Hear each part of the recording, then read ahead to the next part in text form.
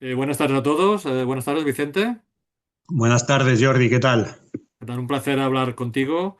Estamos Igualmente. en una presentación virtual de tu último libro que lleva por título Colecciones monstruosas, grandes recuerdos para echarse a temblar. Estamos con Vicente Pizarro. Tú estás en Zaragoza, yo estoy en Barcelona. Y estamos haciendo esta presentación virtual del último libro que has publicado dentro de la colección de cultura popular de Diablo Ediciones, en la que has tenido publicaciones muy exitosas relacionadas con el coleccionismo y sobre todo con la nostalgia, ¿no? Emblemático tu libro de barajas, de cromos, bueno, que el de la merienda, ¿no? Y Va la merienda, sí. que tiene mucho que ver pues con los que tenemos una cierta edad en la que asociado a la merienda pues había un cromo, había pues, un adhesivo o alguna cosa digamos que ahora nos ha permitido tus libros recordar con mucha nostalgia esa infancia y esa juventud, ¿no?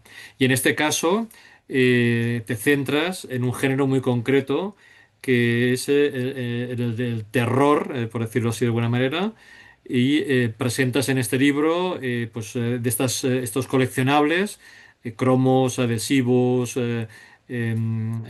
también al final hay una parte que hablas de juguetes, etcétera, de la época. Estamos hablando de los 70s, 80s y 90s más o menos. Y, Ujú. y estamos hablando de un género clásico como es el del terror, el de monstruos de todo tipo. Pero también a mí me ha gustado muchísimo este libro, también por lo que representa como una recuperación de una documentación muy difícil de conseguir, que son las ilustraciones, ¿no? Y haces Exacto. referencia, cuando ha sido posible, has hecho referencia a los Al autores de autor. estas ilustraciones, aunque muchas veces bueno, por diferentes motivos, pues permanece oculto y no se sabe muy bien quién es el autor de esas ilustraciones, ¿no? Pero bueno, a mí me ha impresionado muchísimo y de hecho comienzas el libro con la referencia de las ilustraciones de Antonio Bernal, muy conocido por su trabajo en Burguera y como portadista y pintor y que son unos dibujos que en mi caso no conocía ni sabía que los había hecho él, ¿no? Entonces, yo creo que también vale la pena destacar este trabajo de recuperación de la memoria histórica y especialmente de la recuperación de la memoria histórica del trabajo de ilustradores, que muchas veces ha sido invisibilizada a lo largo de la historia. Así que lo primero de todo, felicitarte por el Muchas trabajo gracias, realizado, Jordi. que es un trabajo de arqueología cultural, ¿no? Yo la verdad es que te agradezco las palabras porque ha sido un libro muy trabajado, ha sido un libro que yo llevaba mucho tiempo en mi cabeza porque sobre todo yo como amante del terror, del oscuro, a mí siempre me ha parecido un mundo muy atrayente. Y yo como coleccionista siempre he echado de menos un libro así, ¿no? Yo si hubiera tenido un libro así cuando empecé el coleccionismo, me hubiera servido de mucho porque yo estaba como muy perdido, ¿no? Necesitaba una especie de guía, referencia de todas las colecciones que habían salido en este género de terror y quería conocer más. Entonces empecé a investigar, yo se lo planteé a Lorenzo, editor de Diablo Ediciones, le pareció una buena idea y durante más de un año he estado trabajando en él, me he estado ilustrando, he estado investigando, he estado buscando antiguas editoriales, he estado llamando a antiguos trabajadores de jugueterías donde hacían este tipo de juguetes, por ejemplo, juegos de mesa, barajas. Y al final yo creo que ha quedado un compendio, un libro bastante potente, aunque el grueso del libro casi todos son álbumes de cromos porque son las mayores colecciones que hubo sobre este género, pero también hago referencia, como bien dices, pues a lo que son juegos de mesa, cartas, muñecos, todo tipo de juguetería. Hablo muy por encima de cómics, porque claro, el género de cómics de terror es que daría para 2 y 3 libros. Sí. Pero he querido también nombrar a distintas editoriales que hacían publicaciones también de terror, programas de televisión que también estaban muy presentes en este género y que a mí me marcaron mucho cuando era joven, eh, para acercarme más aún al mundo de los monstruos, ¿no? Entonces yo creo que ha quedado un libro muy bonito y que espero que a todos los lectores les parezca un libro horroroso, horrible, terrible, tenebroso, que entonces habremos dado en el clavo o en la estaca, ¿no? Nunca mejor dicho. Sí, sí. Pienso que hoy en día, bueno, por ejemplo, para nuestros hijos es muy complicado saber las influencias porque tienen tantas oportunidades, digamos, de consumir ficción de todo tipo por plataformas y de todo tipo. Pero en cambio, en nuestra infancia y juventud sí que se puede acotar, porque había poca televisión.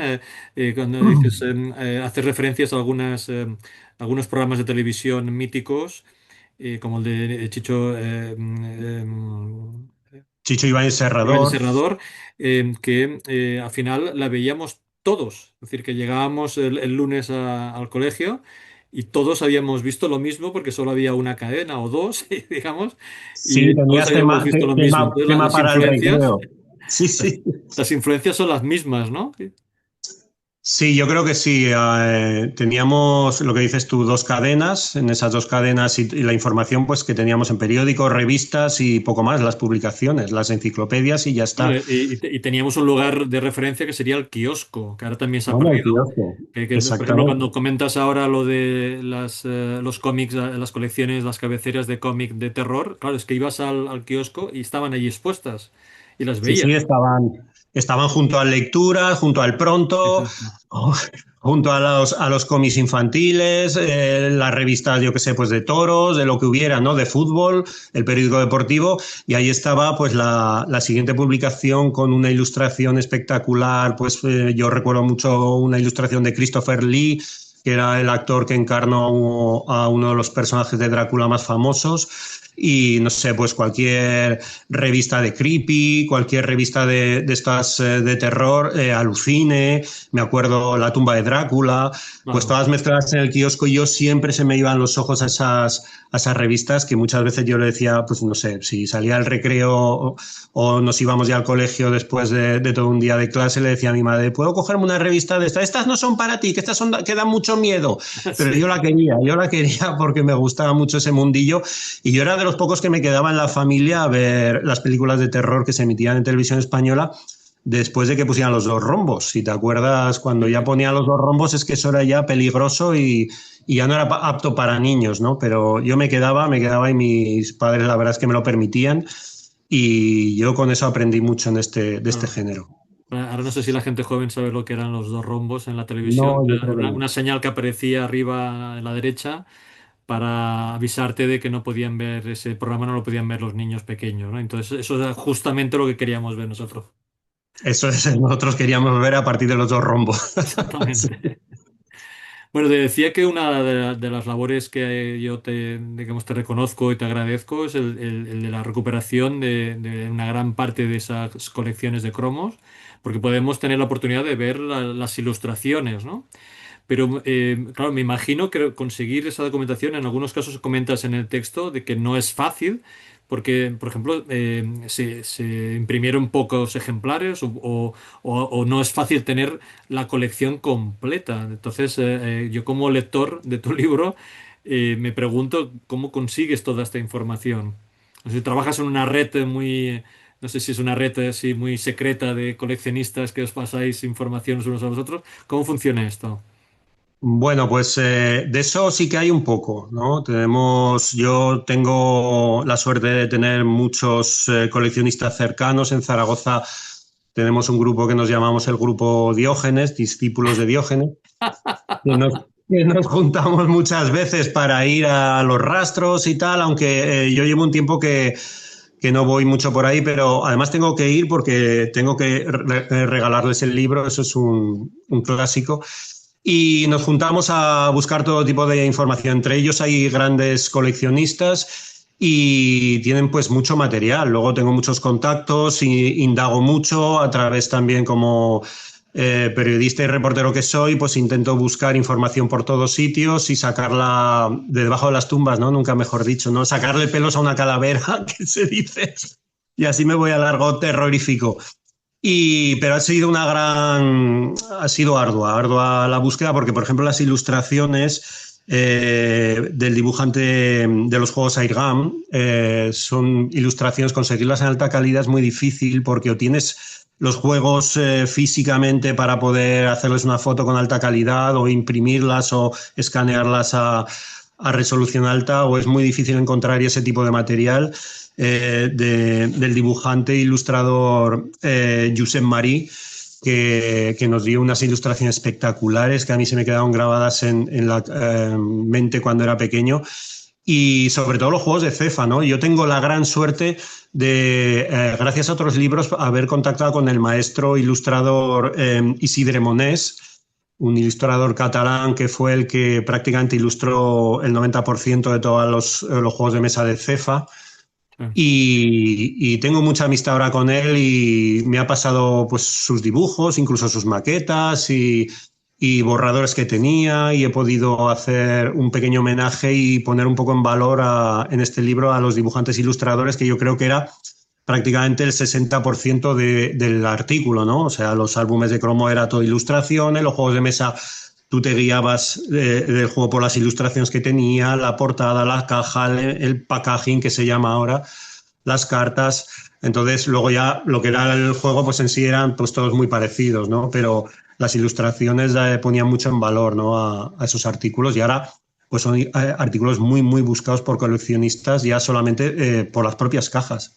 Sí, sí. Bueno, aquí enviarle un saludo a Isidro Monés, que lo tuvimos hace un par de años en una entrevista que le hicimos, también con motivo de una publicación de un libro de Diablo, y que Sí. reconocía que él guardaba todo lo que había hecho en su vida y que su casa sería una especie de templo de tesoros para nosotros, ¿no? Es decir, que sí que es una persona que ha tenido una contribución muy importante a la cultura popular, y que nos explicaba de forma muy curiosa cómo se inspiraba, ¿no? Que muchas veces es pues, a través de revistas y de enciclopedias, y luego también de los clásicos, ¿no? Y esto, prueba de ello lo que se ve también en tu libro, que hay de todo, es decir, que hay monstruos totalmente originales, y luego hay, digamos, inspiración en los monstruos clásicos que aparecen representados de diferentes estilos, ¿no? Exacto, por ejemplo, los álbumes de cromos hay ilustraciones increíbles. Por ejemplo, yo sé, el ilustrador de Maga tenía unas ilustraciones alucinantes de las que luego fueron copiados muchos de sus dibujos. Mm. Maga pagaba los derechos de autor de muchas de las ilustraciones que iba a meter luego en sus álbumes de cromos, y luego pues estaban los que no la pagaban y plagiaban, Ya. entre comillas, ese dibujo, llevándolo un poco al mercado negro, que ahora también están muy buscados esos artículos, porque los coleccionistas somos muy raros y muy frikis, y nos gusta como todo lo que tiene mucha calidad como lo que tiene muy, muy poca calidad. Lo ves a veces tan cutre, que lo explico también en el libro, Sí. y tan poco original que te llama la atención por eso, ¿no? Y quieres tenerlo. Pues hubo muchas colecciones, sobre todo en los 70 y principios de los 80, que fue la explosión en nuestro país de todo lo que eran artículos de terror. Pues hay mucho plagio en ese sentido, ¿no? Pero gracias a Dios tenemos ilustradores, como hablabas de Isidre Monés, que se inspiraban en cómics americanos y cómics ingleses de grandes ilustradores antiguos, y yo creo que siempre mejorando el producto, ¿no? Isidre Monés, yo le quiero dar más valor del que tiene, porque es un gran ilustrador que se le ha dado muy poco valor en este país y se merece mucho más, ¿no? Tiene un trabajo excelente. Sí, sí, sí. Bueno, solo con el tema de los juegos de mesa ya sería un libro solamente con ese tema y con su trabajo, ¿no? También, ¿tú crees que es posible analizar la percepción del terror a partir del trabajo que has realizado? Es decir, claro, hay una dimensión en la lectura del libro que es cronológica, ¿no? Es decir, porque vas explicando las colecciones de cromos de forma cronológica. Yo no sé si seríamos capaces de analizar cómo va evolucionando el terror a partir de esos trabajos, ¿no? Es decir, no sé si cada vez dan más miedo, si cada vez son más terroríficos los monstruos. No sé qué impresión te ha dado a ti. Yo al principio, cuando intenté diseñar el libro, no sabía muy bien cómo hacerlo, y al final acabé haciéndolo de forma cronológica, porque yo creo que para, sobre todo los nostálgicos y coleccionistas, a los que Yo creo que va más dirigido el libro, aunque también, por supuesto, a todos los amantes del terror, que al final acaban siendo también nostálgicos y coleccionistas, Sí, les iba mejor, ¿no? Por seguir una línea y saber, tener una especie de guía, ¿no? Cronológica, saber en qué momento salió cada colección y por qué.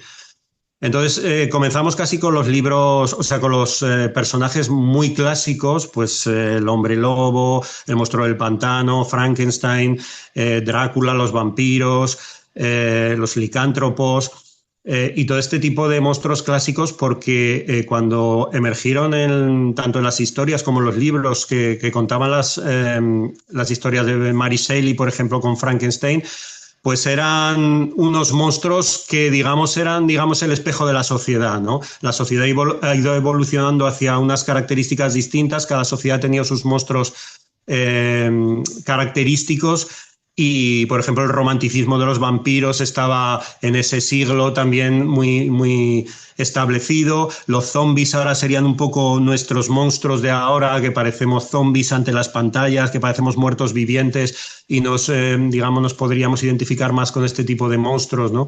Entonces sí que lleva una línea ideológica, no sé si a decirlo política, pero también cronológica, ¿no?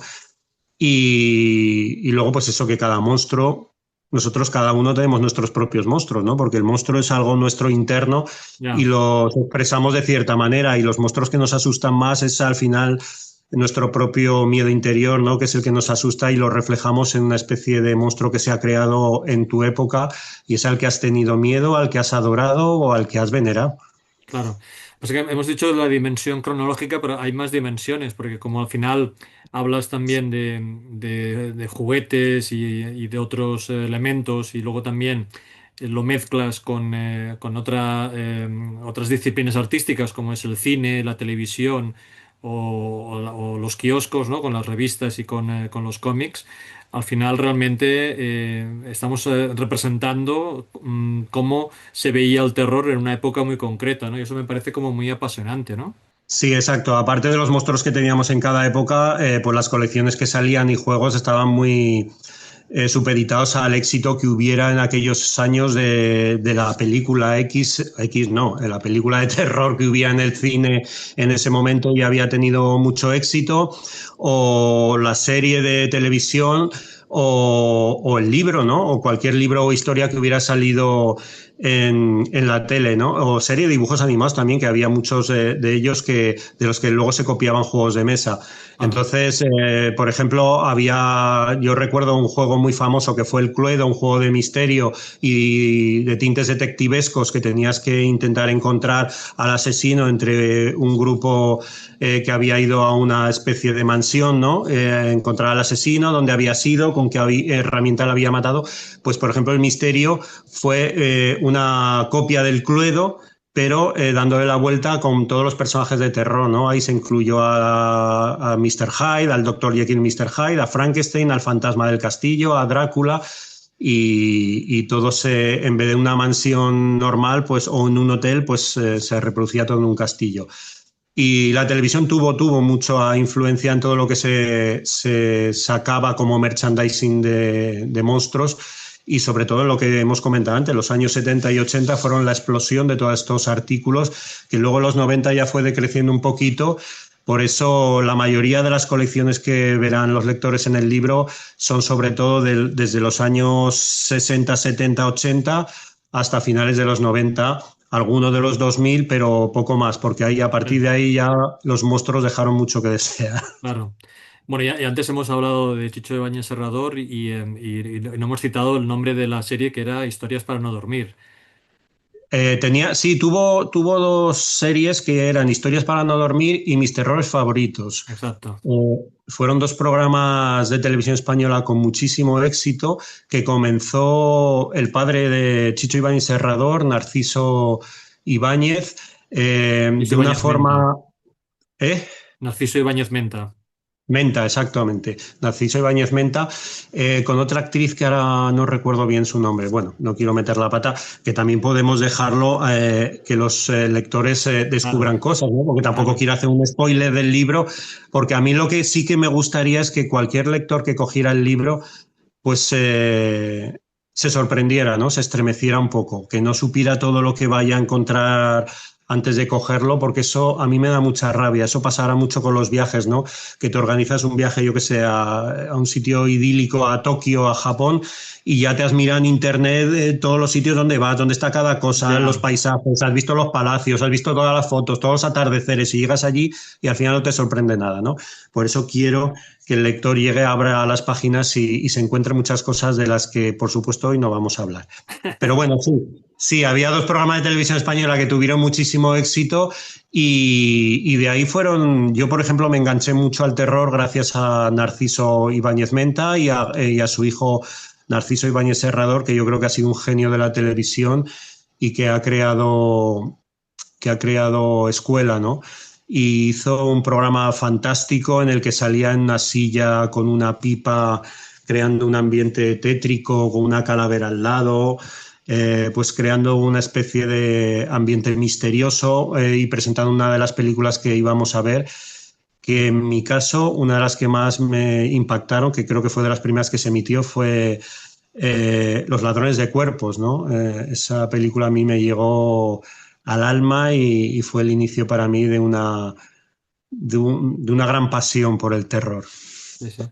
Que lo que hacía Chicho era algo muy típico sobre todo de los cómics de terror, que es el papel del anfitrión, el que Eso es. te presenta la historia que vamos a ver y que luego a veces sale al final como una especie de reflexión, una moraleja del final, ¿no? Y es bueno, unas intervenciones muy interesantes que tienen, que aporta valor a lo que íbamos a ver justamente a continuación, que muchas veces, como decías, no teníamos ni idea de qué película era, ni de qué iba, ni nada, ¿no? Y eso te reconozco esta sensación de descubrir, porque la he tenido yo con tu libro, porque yo no sabía lo que me iba a encontrar y ahí pues he ido descubriendo colecciones de cromos que o tenía o identificaba por mis amigos o porque lo veía en las tiendas y luego juguetes que sí que tenía en mi familia. Entonces eso ha sido como muy emocionante ver Pues me alegro algo que no mucho. le dabas importancia, ¿no? Eh, Ahora recuerdo, por ejemplo, el dominó de monstruos que presentas, pues que estuve muchos años jugando con ese dominó y que ahora no sé ni dónde está y que pienso, ostras, algo que me ha acompañado durante tanto tiempo y que ahora tiene un valor, ni que sea nostálgico y cultural, recuperarlo de esta manera, ¿no? Pero Y bueno, a este Jordi, a este lo conoces, ah, sí, el monstruo de las galletas. el monstruo de las galletas Tricky, que también lo nombro en el libro, Sí, porque sí. claro, aunque son monstruos, para mí son aspirantes a monstruos, ¿no? ¡Galletas! ¡Oh! Sí, ¿Te acuerdas, no? sí, sí, Pues, tanto. por ejemplo, yo me acordaba mucho y me acerqué mucho a los monstruos y me empezaron a gustar y a hacer más gracia que miedo, pues gracias a personajes como este, ¿no? Claro, Tricky o Coco o del Coco, sí, programa sí. de Barrio Sésamo que tantas cosas nos enseñaron. Nada, Claro. era una intervención. No te voy a pagar, Tricky, por esta intervención. Mira, gracias. Sí, sí, sí. Es una sensación extraña porque son como monstruos que son amigos y eso provoca una dualidad en la emoción del niño muy curiosa, ¿no?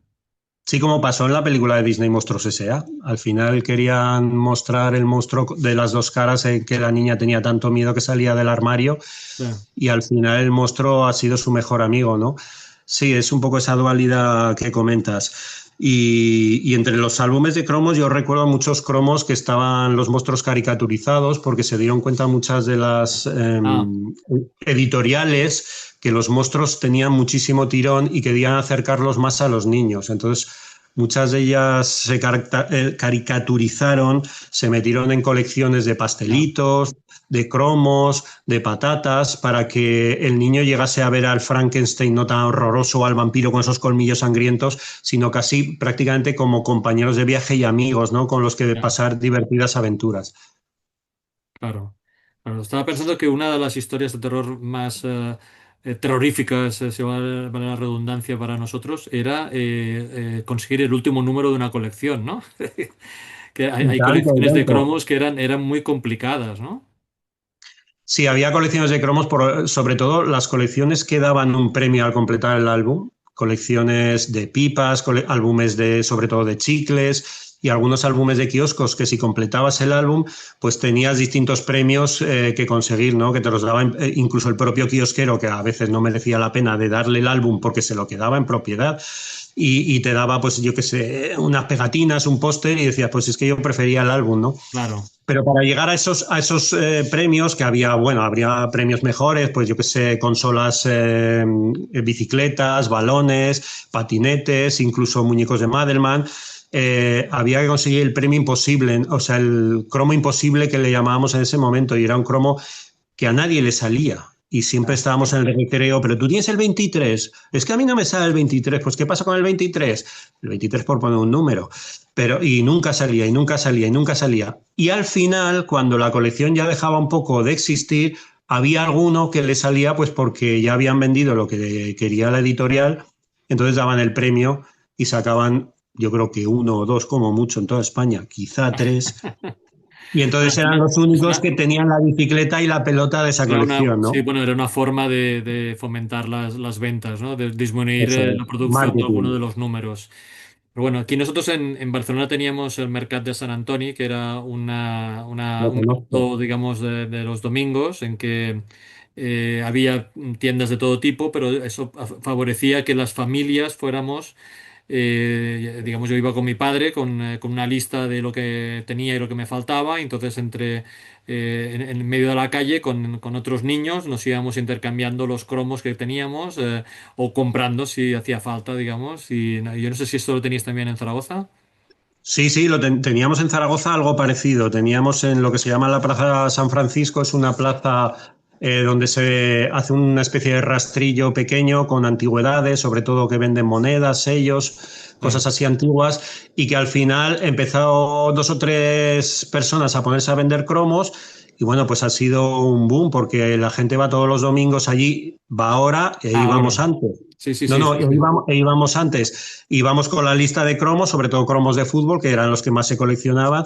Ibas ahí con toda la lista, pues me falta Kini, pues tengo a Maradona, tal y cual. Y hacías ahí el intercambio. Y es una plaza muy famosa aquí en Zaragoza de ese estilo que dices tú. Y luego, pues claro, estaba el recreo, ¿no? Era la jungla donde podíamos cambiar, intercambiar y conseguir más cromos. Ya no solo cambiando, sino yo recuerdo un juego que teníamos y hacíamos, que no sé si lo hacíais en Barcelona, que era que cada uno ponía un cromo suyo repetido en el suelo, boca abajo, y tú le dabas con la mano para intentar levantarlos. Si los levantabas, te los quedabas. Si Ah, sí. no, le tocaba al contrario hasta que los levantaba. Y era una forma de ganarse un paquete de cromos sin gastar mucho Sí, dinero. sí, sí. Pero bueno, solo lo hacías con los repetidos.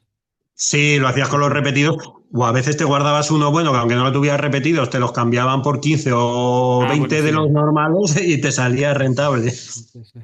Pero bueno, hay otra cosa curiosa que esto ya lo comentamos también con tu libro sobre digamos, los cromos que venían con la merienda, que es el hambre que nos hizo pasar estas colecciones, porque yo muchas veces lo que hacía era, cuando mi madre me daba dinero para comprar algo, para merendar, por ejemplo, lo que hacía era utilizar ese dinero para comprar cromos, no, no para la merienda. Y siempre me ha hecho gracia pensar en el hambre que he pasado en mi vida para poder comprar este vicio, ¿no? La verdad es que sí. Yo en mi caso, la merienda, como la hacíamos siempre con mi madre, que salíamos a un parque que había aledaño ahí al colegio, pues no me quedaba otra que comerme el bocadillo de chorizo o jamón o lo que me O trajera. de Lo de chocolate, los ¿no? Que me pasteles. acuerdo. Sí, sí. Sí, sí, el pan con chocolate, es verdad, sí, sí, sí, con las onzas de chocolate. Lo poco que yo compraba de cromos, que fíjate, siendo coleccionista, a mí tampoco es que me compraban demasiado, pero bueno, eran los domingos que sí que te guardabas la propina para irte al kiosco, o a veces caía alguna de camino a casa, pues de alguna de las tiendas, pero vamos, uno o dos sobres como mucho, o un paquetillo de chicles, o unas patatas y poco más, pero sí, lo que estuvimos comentando sí que pasaba, porque a veces había mucha gente en el recreo que se gastaba el dinero antes de Sí, comprarse el pastelito o el bocadillo que se tenía que comprar para ir al colegio, pues se lo gastaba en cromos o en cualquier cosa, no en el kiosco. El kiosco era nuestra manera, era nuestro casino actual, por Dios. sí, sí, sí. Lo poco que teníamos no lo dejamos ahí. Sí, sí, sí. Bueno, oye, hemos hecho un repaso y yo creo que que es muy importante, como has comentado, dejar que los aficionados descubran el libro y pasen las páginas y disfruten de lo que se van encontrando. Hemos hecho un repaso, sí, en general de lo que nos vamos a encontrar. ¿Tienes alguna cosa que quieras comentar que no haya salido en la charla? Eh, lo que quería comentar es, no sé, pues que espero que a todos los, como había comentado antes, a todos los lectores les parezca este libro muy horrible y muy horroroso. Y sobre todo lo que quería era dar un poco en valor el tema de los monstruos, porque hay mucha gente que los que nos gustan los monstruos no somos frikis, no somos gente vestida de negro, no somos todos con pelos largos, no somos gente rara, somos gente de todo tipo y quería poner un poco en valor el mundo del monstruo, del oscuro, de lo terrorífico, ya no solo a la gente que de por sí le gusta, que espero que otros se unan a este mundillo y darles una especie como de guía audiovisual que disfruten y sobre todo que cuando vea cada página de un libro se sorprendan, ¿no? Y se le pongan los pelos de punta. Más o menos eso sería el mensaje. Claro que sí. Pues de nuevo agradecerte todo este esfuerzo de investigación y divulgación que has estado realizando en los últimos años y que realmente los que tenemos una cierta edad te agradecemos especialmente porque nos lleva, nos hace rememorar nuestra infancia y juventud y realmente es un trabajo, una iniciativa privada que recupera parte de la memoria cultural, de la memoria social de un país, en este caso de los años 70, 80 y 90, que muchas veces es una información que es muy difícil de conseguir y de tener. Así que de nuevo, muchísimas gracias y muchas felicidades y espero que nos veamos pronto, señal de que sigas trabajando en otros trabajos de colecciones. Yo te agradezco mucho este hueco y este momento contigo, Jordi, porque me lo paso muy bien. Y yo seguiré picando piedra, ¿no? Como arqueólogo de los nostálgicos, seguiré picando piedra porque siempre hay un proyecto por ahí detrás a la espera. Muy bien, pues venga, hasta la próxima. Hasta la próxima, Jordi. Adiós.